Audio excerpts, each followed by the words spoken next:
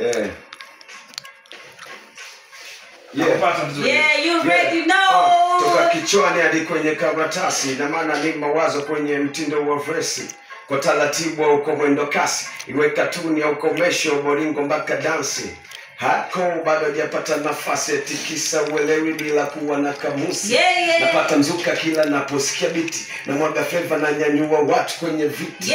Kama una suti vua koti na shati, na kiona noma vaa kofia uzame kati. Mina tambaa na mabiti yenye ujazo, unafanya tathmini nisilete matatizo. Wazembe wanafanya rap maigizo, ndo maana kila siku malumbano na mizozo.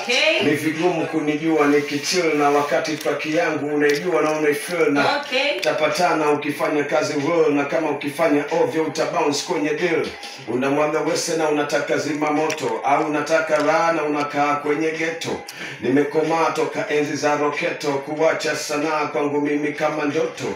Nimeteseka na nimeshaonja joto, safari bado ndefu hakuna njia ya mkato.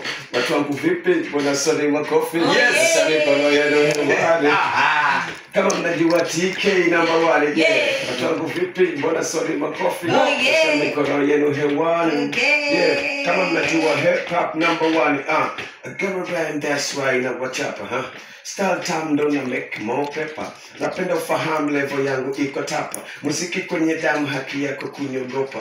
Let's get it bounce, MC usogope. Hivyo navyo sound takupa majibu yote, kama I'm underground au star zaidi wote. Mmoja kama bende msisogopa chochote. Haki ya kuchana vyote kwa hili.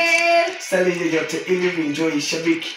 Kwangu macho yote of course mmesadiki, kama na sifa zote jilo shikabiki, kama gaucho ingia nikupe za uso. Hatari.